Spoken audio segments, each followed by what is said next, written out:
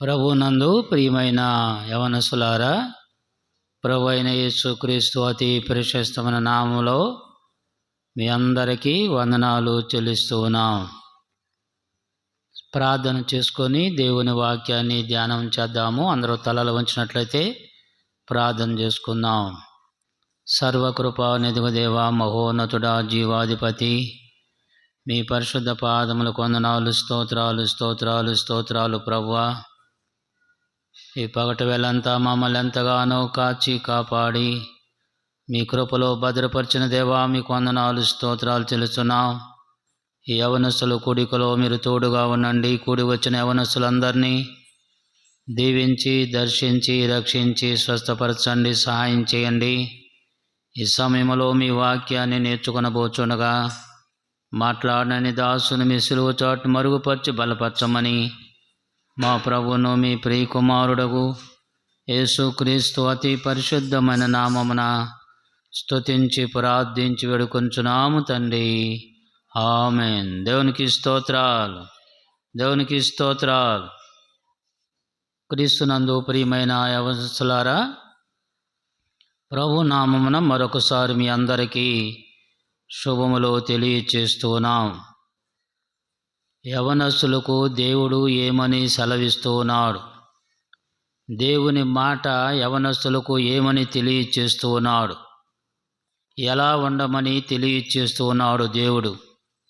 యవనస్తులు ఎలా నడుచుకోవాలని దేవుడు తెలియచేస్తున్నాడో దేవుని వాక్యం ద్వారా మనం చూద్దాం. 119వ కీర్తన 9వ వచనాన్ని మనం ధ్యానం చేసుకుందాం. 119వ కీర్తన 9వ వచనాన్ని మనము చదువుకుందాం. యవనస్తులు దేని చేత తమ నడత శుద్ధిపరుచుకొందురు? నీ వాక్యమును బట్టి దానిని జాగ్రత్తగా చూచుకొనుట చేతనే కదా. చాలు. ప్రభునందు ప్రియమైన యవనస్తులారా, యవనస్తులకు దేవుడు తెలియచేస్తున్న మాటలు. దేవుని మాటకు మనము లోబడాలి. దేవుని మాటను జాగ్రత్తగా పాటించాలి. ప్రత్యేకంగా యవనస్తులకు దేవుడు తెలియచేస్తున్నాడు. ఏమని? యవనస్తులు దేని చేత తమ నడత శుద్ధిపరుచుకొందురు.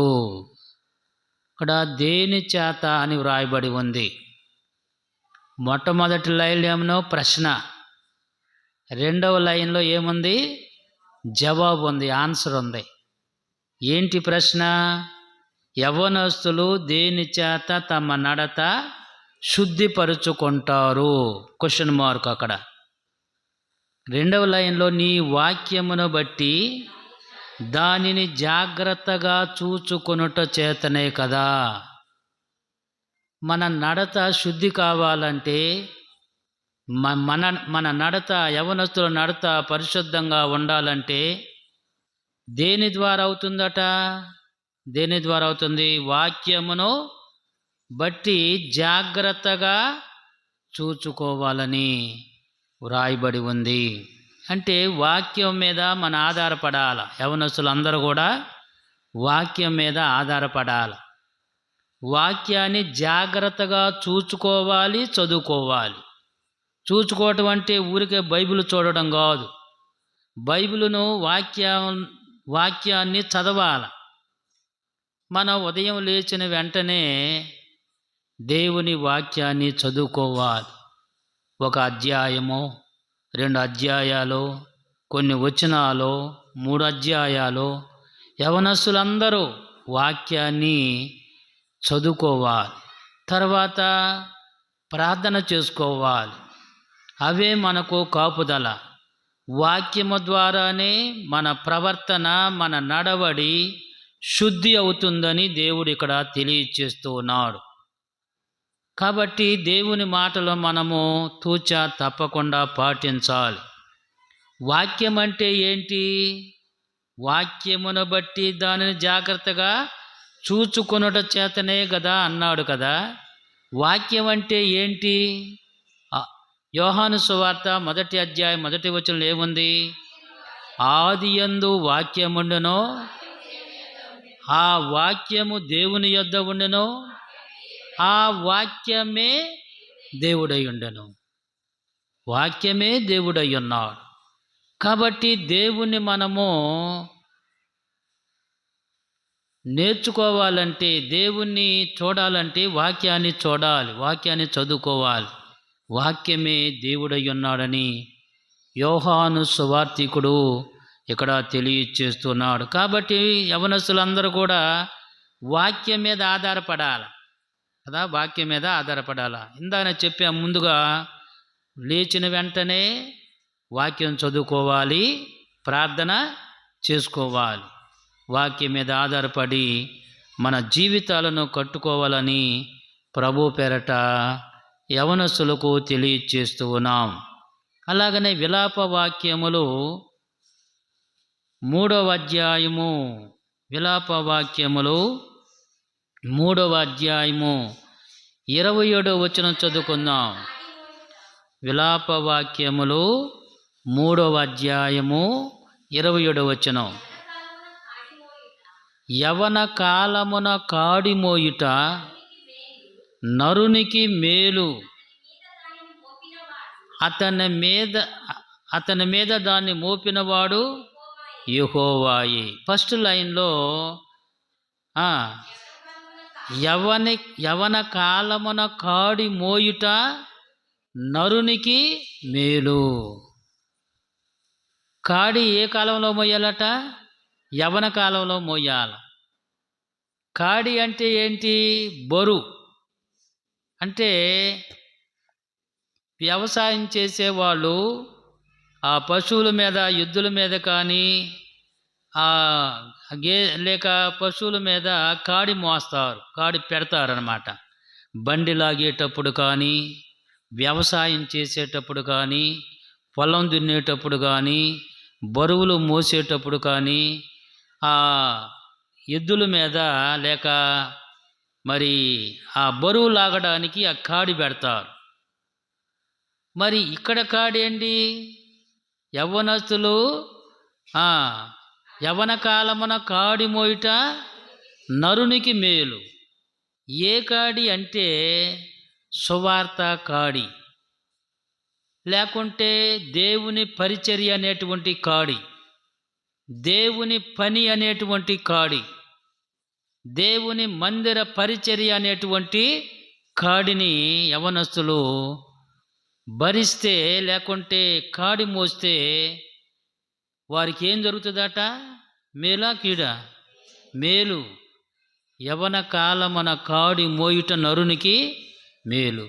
అంటే దేవుని పరిచర్యలో, దేవుని పిల్లలుగా యవనస్తులు దేవుని పని చేయడం, దేవుని పరిచర్య చేయడం, మందిర పరిచర్య చేయడం, దేవుని పనిలో వారు ఉంటే వారికి ఏం కలుగుతుందట? మేలు కలుగుతుందా, కీడు కలుగుతుందా? మేలు అని వ్రాయబడి ఉంది. కాబట్టి క్రీస్తునందు ప్రియమైన యవనస్తులారా, దేవుని పని మనం చేసేవారుగా ఉండాలని ప్రభు పేరట మనవి చేస్తున్నాం. అన్ని పనుల కంటే ఏ పని శ్రేష్టమైనది చెప్పండి? అన్ని పనుల కంటే, మన పనుల కంటే, మానవుల పనుల కంటే, లోక పనుల కంటే ఎవరి పని గొప్పది? దేవుని పని గొప్పది, పరిశుద్ధమైనది, ఉన్నతమైనది. కాబట్టి దేవుని పని చేయడం నేర్చుకోవాలా మనందరం. దేవుని పని చేయడం నేర్చుకోవాలని ప్రభు పేట యవనస్తులకు తెలియచేస్తున్నాం. చాలామంది యవనస్తులు మీలో మరి దేవుని పరిచర్య చేస్తూ ఉన్నారు. అలా చెయ్యాలి. మరి సాపలు వేయడం, ఓడవడం, పాత్రలు కడగడం, దేవుని పనిలో నిమగ్నమై ఉంటే వారికి ఎంతో మేలు కలుగుతుందని ప్రభు పేరట మీకు మనవి చేస్తూ ఉన్నాం. కనుక యవన కాలమున కాడి మోయుట నరునికి మేలు. మనకు మేలు కావాలంటే ఎవరి పని చేయాలట? దేవుని పని చెయ్యాలి. లేదంటే పాస్టర్ గారి పనో, పాస్టమ్మ గారి పనో, వాళ్ళ పని, వీళ్ళ పని కంటే, అందరి పని కంటే దేవుని పరిచర్య, దేవుని పని గొప్పది అని ప్రభు పేట మీకు తెలియచేస్తూ ఉన్నాం. దేవుని పరిచర్యలో ఏ పనైనా సరే, చిన్న పనైనా సరే, దేవుని పని చేయడంలో మనకి మేలు కలుగుతుందని ప్రభు పేట యవనస్తులకు తెలియచేస్తూ ఉన్నాం. అలాగనే యవనస్తులు ఇందాక ఫస్ట్ చెప్పాను కదా, వాక్యం చదువుకోవాలి, ప్రార్థన చేసుకోవాలి. వాక్యం ద్వారానే మనకు పరిశుద్ధత, శుద్ధి కలుగుతుంది. మన నడవడి, మన ప్రవర్తన మనం బాగవుతుందని చెప్పుకున్నాం. అలాగనే వాక్యంలో యవనస్తులు ఎదగాల. వాక్యంలో ఏం చేయాలా? ఎదగాల. 144వ కీర్తన 2వ వచనాన్ని మనము చూద్దాం. కీర్తనలు 144వ కీర్తన 12వ వచనం. మళ్ళా చదవండి. నా కుమారులు తమ యవ్వన కాలమందు ఎదిగిన మొక్కల వలె ఉన్నారు. దేవునికి స్తోత్రాలు, దేవునికి స్తోత్రాలు. ఏ మొక్కల్లాగా ఉండాలంట? మనందరం ఎదిగే మొక్కల్లాగా ఉండాల. ఒక మొక్క ఎదగాలంటే దానికి ఏమి వేయాలా? ఏం కావాలి? మొక్క ఎదగాల. ఒక చిన్న మొక్క నాటారు, అది ఎదగాల. దానికి ఏమేం కావాలి? నీరు కావాలి, గాలి కావాలి, సూర్యరశ్మి కూడా కావాలి. మరి మనం దేనిలో ఎదగాలి? ఎదిగిన మొక్కల్లాగా ఉండాలంటే యవనస్తులు వాక్యమనే నీరు, వాక్యమనే గాలి, వాక్యమనే సూర్యరశ్మి, వాక్యం ద్వారా మనం ఎదగాలి. వాక్యం చదవడంలో, వాక్యం నేర్చుకోవడంలో, ప్రార్థించడంలో, వాక్యం మీద ఆధారపడి మనం జీవిస్తే ఆత్మీయంగా యవనస్తులు ఎదుగుతారని ప్రభుపేట మీకు మనవి చేస్తూ ఉన్నాం. కాబట్టి వాక్యం ప్రతి ఒక్కరూ చదువుకోవాలి. మీరందరూ స్టూడెంట్స్ కదా, మరి 10th చదివేవాళ్ళు, ఇంటరు, డిగ్రీ, పీజీ వీళ్ళందరూ చదువుతున్నారు. మనం కూడా ఉదయాన్నే లేచి మన సబ్జెక్ట్స్ చదువుకుంటూ ఉంటాం. సబ్జెక్ట్స్ చదువుకుని, ఎందుకంటే వాటిని చదువుకుంటేనే ఎగ్జామ్స్లో మనం పాస్ అవుతాం. చదవకపోతే ఎగ్జామ్స్లో మనం పాస్ కాలేం. జాగ్రత్తగా మన సబ్జెక్టులని చదువుకుంటాం. ఆ సబ్జెక్టులకు ముందు ఏం చదవాలి? దేవుని వాక్యాన్ని చదవాలి. అప్పుడు దేవుడు మనకు జ్ఞానాన్ని, శక్తిని, మనకు ఆరోగ్యాన్ని ఇస్తాడు. బుద్ధి జ్ఞానములు సర్వ సంపదలు ఆయన యందే, దేవుని యందే గుప్తమై ఉన్నాయి. నీకు బుద్ధి కావాలన్నా, జ్ఞానం కావాలన్నా, చదువు కావాలన్నా దేవుణ్ణి మనం అడగాలి. దేవుని సన్నిధానంలో వాక్యం మీద ఆధారపడి వాక్యాన్ని ముందు చదువుకొని ప్రార్థించుకొని తర్వాత మన సబ్జెక్టులు చదువుకుంటే మనకు చక్కగా చదువు విద్య వస్తుందని ప్రభు పేరట మీకు తెలియచేస్తూ ఉన్నాం. అందుకొరకు యవనస్తులు ఈ లోకములో ఉండగా చాలా జాగ్రత్తగా ఉండాలి. యవన కాలంలో ఉన్నవారు చాలా జాగ్రత్తగా ఉండాలని తిమోతికి అపోస్తుడైన పౌలు తన ఆత్మీయ కుమారుడైన తిమోతికి తెలియచేస్తున్నాడు. ఏమని? జాగ్రత్తగా ఉండమని. వేటేటిలో జాగ్రత్తగా ఉండాలా, ఏ విషయాలలో జాగ్రత్తగా ఉండాలో పౌలు భక్తుడు తన ఆత్మీయ కుమారుడైన తిమోతికి 1 తిమోతి 4వ అధ్యాయము, తిమోతిలో వ్రాసిన మొదటి పత్రిక 4వ అధ్యాయము, తిమోతిలో వ్రాసిన మొదటి పత్రిక 4వ అధ్యాయము 12వ వచనం నుండి చూద్దాం.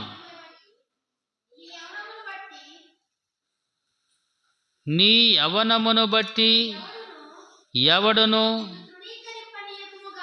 నిన్ను తృణీకరింపనీయకుము గాని.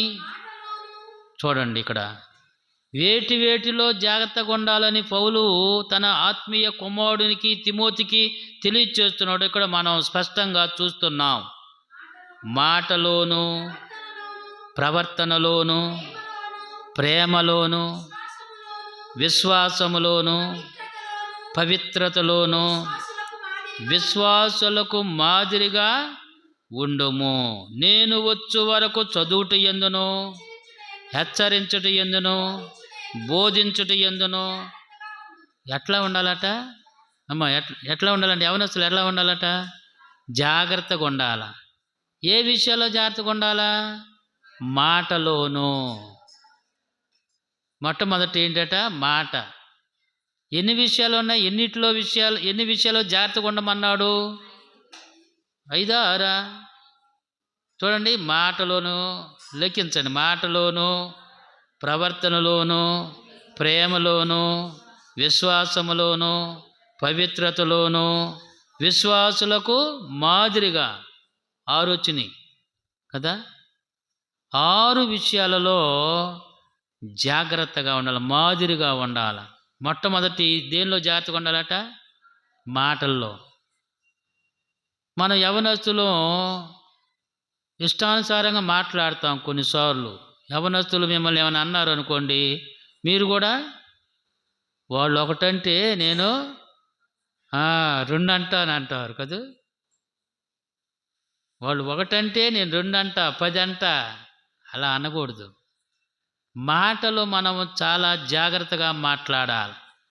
అపోస్తుడైన పౌలు తన ఆత్మీయ కుమారుడైన తిమోతికి ఈ విషయాలలో జాగ్రత్తగా ఉండు అన్నాడు. మాటల్లో జాగ్రత్తగా ఉండాలి. మన మాటలో పవిత్రంగా ఉండాలి. మన మాటలో జాగ్రత్తగా ఉండాలి. మన మాటలు దేవుని మాటలుగా ఉండాలని ప్రభు పేరట మీకు తర్వాత ప్రవర్తనలోను. మన ప్రవర్తన సరిగా ఉండాలంటే దేని మీద ఆధారపడమన్నాడు కీర్తనకారుడు దావీదు? వాక్యం మీద ఆధారపడండి. పవిత్రతలో ప్రవర్తనలోను అని ఉంది రెండో మాట. మూడవది ప్రేమలోను. ఏ ప్రేమ? దేవుని ప్రేమ. ఏ ప్రేమట? దేవుని ప్రేమించడంలో కూడా జాగ్రత్తగా ఉండాలి యవనస్తులు. ఎందుకంటే యవనస్తులు మరి వారు దేవుని కాడి మోయటం వారికి మేలు అని వ్రాయబడి ఉంది. దేవుని ప్రేమించడంలో, దేవుని ఆరాధించడంలో, దేవుని ఘనపరచడంలో, దేవుని పరిచర్యలో వారు ప్రేమలో ఉండాలి. దేవుని ప్రేమించాలని ప్రభు పేరట మనవచ్చు. ఈ లోకంలో చాలా ప్రేమలు ఉన్నాయి. సైతాను ప్రేమ ఉంది, లోక ప్రేమ ఉంది. కానీ దేవుని ప్రేమను మనం అర్థం చేసుకోవాలి. దేవుడు ఎంతగా ప్రేమించాడంటే, నిన్ను నన్ను మానవులను ప్రేమించి, లోకాన్ని ప్రేమించి, మానవులందరి కొరకు ఆయన ఏం పెట్టాడు? ప్రాణం పెట్టాడు. మానవులందరినీ ప్రేమించి ప్రాణం పెట్టాడు. ఆ ప్రేమను మనం కలిగి ఉండాలి. దేవుని ప్రేమను కలిగి ఉండాలి. కాబట్టి దేవుని ప్రేమించాలి, దేవుని వాక్యాన్ని ప్రేమించాలి, దేవుని పరిచర్యను ప్రేమించేవారుగా ఉండాలని యవనస్తులకు హెచ్చరిక చేస్తూ ఉన్నాం. తర్వాత ప్రేమలోను అయిపోయింది. విశ్వాసములోను. విశ్వాసం కలిగి ఉంటున్నారా? దేవుని యందు నమ్మిక ఉంచుతున్నారా? ఆలోచించాలని యవనస్తులకు మనవి చేస్తున్నాం. తర్వాత పవిత్రతలో. అపవిత్రతలో ఉండకూడదు. మనం దేనిలో ఉండాలా? పవిత్రతలో ఉండాలి. అపవిత్రమైన కార్యములు, అపవిత్రమైన మాటలు, అపవిత్రమైన చిత్రాలు మనము కలిగి చూడకూడదు. పవిత్రతగా ఉండాలని ప్రభు అన్నాడు. నేను పరిశుద్ధుని కాబట్టి మీరు కూడా పరిశుద్ధంగా ఉండండి. కాబట్టి క్రీస్తునందు ప్రియమైన యవనస్తులారా, దేవుని మాటలను మనము జాగ్రత్తగా గమనించాలని మనం చేస్తూ ఉన్నాం. తర్వాత విశ్వాసంలోను, పవిత్రతలోను విశ్వాసులకు మాదిరిగా ఉండము. విశ్వాసులు ఉన్నారు కదా, మనకంటే ముందు ప్రభువును అంగీకరించిన వారు, ప్రభువులో జీవించేవారు, ప్రభువును వాక్యాన్ని చదివేవారు, ప్రభు ప్రార్థనలో గడిపేవారు, ప్రభు పరిచర్యలో గడిపేవారు ఉన్నారు కదా. వాళ్ళలాగా మనం కూడా ఉండాలని ప్రభు పేరట మీకు మనం చేస్తున్నాం. ఎన్ని విషయాలు అక్కడ? 6 విషయాలు. ఏటేటిలో జాగ్రత్తగా ఉండాలట యవనస్తులు చెప్పండి. మొట్టమొదట మాటల్లో జాగ్రత్తగా. నువ్వంటే నేను అననా? నాకు చేత కాదు అనుకున్నావా? అలా అనకూడదు. మాటలు కూడా జాగ్రత్తగా ఉండాలి. పవిత్రమైన మాటలుగా, దేవుని మాటలుగా మనం ఉండాలి. మాటలోనూ, ప్రవర్తనలోనూ, ప్రేమలోనూ, విశ్వాసములోనూ, పవిత్రతలోనూ విశ్వాసులకు మాదిరిగా అంటే ఒక మోడల్గా ఉండాలి. మాదిరిగా అంటే ఒక అనుకరణ. వాళ్ళు పవిత్రతో ఉన్నారు, విశ్వాసులు జాగ్రత్తగాను వాళ్ళలాగా నేను నడుచుకోవాలి. మీ తల్లిదండ్రులు ఒకవేళ విశ్వాసులుగా ఉన్నారనుకోండి, వాళ్ళలాగా నేను నేర్చుకోవాలి. వాళ్ళు ప్రార్థన చేస్తున్నారనుకోండి, వాళ్ళలాగా నేను ఉండాలి కదా. మీ తల్లిదండ్రులు కొందరు మరి ప్రార్థనలు చేస్తారు, మీరు అలా మీ కొరకు ప్రార్థన చేస్తారు. మరి కుటుంబంలో వారు ఉదయాన్నే లేచి ప్రార్థించడం జరుగుతుంది. వాళ్లకు మాదిరిగా, వాళ్ళ మాదిరిని మనం నేర్చుకోవాలని ప్రభు పేరట మీకు మనవి చేస్తూ ఉన్నాం. కనుక చదువుటి ఇంకా మనం తర్వాత వచ్చిన 13వ వచనం చూస్తే, నేను వచ్చు వరకు చదువుట యందును, హెచ్చరించుట యందును, బోధించుట యందును జాగ్రత్తగా ఉండము. మరి చదవటంలో కూడా ఏం చదవటం? బైబిల్ చదవటం. క్రీస్తునందు ప్రియమైన దేవుని బిడ్డలారా, మరి కొన్ని క్యాలెండర్స్లో బైబిల్ ఎలా చదవాలని ఒక ప్లాన్, ఒక ఇయర్ ప్లాన్ ఇస్తారన్నమాట. 1 జనవరి 1వ తారీఖు ఈ అధ్యాయాలు చదవాలి ప్లానింగ్ ఉంటుంది. కొన్ని మరి సంవత్సరం అంతా బైబిల్ పూర్తి చేయడం, ఆ ప్లానింగ్ ప్రకారంగా వాక్యాన్ని చదువుకోవాలని ప్రభు పేరట మనం చేస్తూ ఉన్నాం. చివరిసారిగా ఒక వచనాన్ని చెప్పి నేను ముగిస్తాను. తిమోతిలకు రాసిన 2వ పత్రిక 2:22 చూద్దాం. నీవు యవ్వనేచ్ఛల నుండి పారిపొమ్ము, పవిత్ర హృదయులై ప్రభువునకు ప్రార్థన చేయువారితో కూడా నీతిని, విశ్వాసమును, ప్రేమను, సమాధానమును వెంటాడుము. మొట్టమొదటి లైన్లో నీవు యవ్వనేచ్ఛల నుండి పారిపొమ్ము. యవ్వనేచ్ఛలు చాలా ఉంటాయి కదా. కొన్నిసార్లు ఒక సామెత ఉంది, యవ్వన కోరికలు గుర్రాలైతే అని సామెత ఉంది. యవ్వనుల కోరికలు గుర్రాలైతే గుర్రం ఎట్లా ఉంటుంది? చిన్నగా నడుస్తుందా, పరిగెత్తుదా? పరిగెత్తుతుంది, వేగం. గుర్రానికి వేగం ఉంది. కాబట్టి క్రీస్తునందు ప్రియమైన యవ్వనస్తులారా, యవ్వనేచ్ఛల నుండి పారిపోవాలి. పాపము నుండి, శాపము నుండి, సాతాను నుండి, లోక ఆశల నుండి పారిపోవాలి కదా. లోకములో శరీరాశ, నేత్రాశ, జీవబడంబం, వాటి నుండి కూడా పారిపోవాలి. మన కళ్ళకు ఎన్నో కనపడతాయి, అనేక యవ్వనేచ్ఛలు ఉంటాయి. వాటన్నిటి నుండి ఏం చేయాలట? పారిపోయి ఎవరి దగ్గరకు రావాలి? యేసయ్య దగ్గరకు రావాలి. వాటిలో మనం పాల్గొనకుండా పవిత్రంగా, పరిశుద్ధంగా జీవించి, దేవుని మాటలు జాగ్రత్తగా పాటించి, ఆలోచించి ఆత్మీయ జీవితంలో అడుగులు వేయాలని ప్రభు పేరట మీకు తెలియచేస్తున్నాం. కనుక దేవుని వాక్యం మీద ఆధారపడి, వాక్యంలో మనము బలపడి, స్థిరపడి, చెప్పిన విషయాలలో జాగ్రత్త కలిగి జీవించాలని ప్రభు పేరట మనం చేస్తూ ఈ వాక్య భాగాన్ని ముగిస్తున్న దేవుడి మాటలను మన వినికిడిలో దీవించి ఆశీర్వదించునుగాక. ప్రార్థన చేసుకుందాం. ఈ విషయాలన్నీ మీరు జాగ్రత్తగా ఇంటికి వెళ్ళి మరలా చదువుకోండి, ధ్యానించండి. ప్రతి ఉదయం మీరు వాక్యం చదువుకొని ప్రార్థించాలని మనం చేస్తున్నాం. ప్రార్థన చేసుకుందాం. అందరూ తలలు వంచినట్లయితే ప్రార్థన చేసుకుందాం. సర్వకృపానిధిగ దేవా, మహోన్నతుడా, జీవాధిపతి, మీకు వందనాలు, స్తోత్రాలు చెల్లిస్తున్నాం ప్రభువా. కూడి వచ్చిన యవనస్తులను దీవించండి, దర్శించండి, రక్షించండి, స్వస్థపరచండి, సహాయం చేయండి ప్రభువా. మీ మాటలకు వారు లోబడి విధేయత చూపించి మీ మాటల ప్రకారంగా నడిచేటువంటి కృప దయచేయండి ప్రభువా. మాటలోను, ప్రవర్తనలోను, ప్రేమలోను నానా మాదిరిగా ఉండమని, విశ్వాసములోను జాగ్రత్తగా ఉండమని సెలవిచ్చారు. అపోస్తలుడైన పౌలు తన ఆత్మీయ కుమారుడు తిమోతికి వ్రాసినట్లుగా మేము కూడా యవనస్తులు కూడా ఆ రీతిగా పాటించి జాగ్రత్త కలిగి మీ వాక్యం మీద ఆధారపడి జీవించేటువంటి బిడ్డలుగా తీర్చిదిద్దండి ప్రభా. స్తోత్రాలు.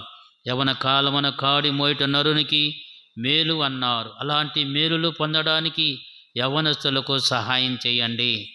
మందిర పరిచర్యలో, మీ పరిచర్యలో, మీ పనిలో జాగ్రత్త కలిగి పరిచర్య చేసే బిడ్డలుగా తీర్చిదిద్ది సహాయం చేయండి. యవనస్తులకు కావలసిన జ్ఞానము, జ్ఞాపక శక్తిని నాయన దాయిచ్చేయండి. ఆరోగ్యన బలమును, శక్తిని దాయిచ్చేయండి. వారు చదువుతుండగా మంచి విద్యను దాయిచ్చేయండి. నీ కాపుదల భద్రతల వారిని ఉంచి, పెంచి, పోషించి, సంరక్షించి సహాయం చేయమని మా ప్రభువును మీ ప్రియ కుమారుడగు యేసుక్రీస్తు అతి శ్రేష్టమైన ఘనమైన పరిశుద్ధమైన నామమున స్తుతించి ప్రార్థించి వేడుకొంచున్నాము తండ్రి. ఆమేన్, ఆమేన్. దేవునికి స్తోత్రాలు.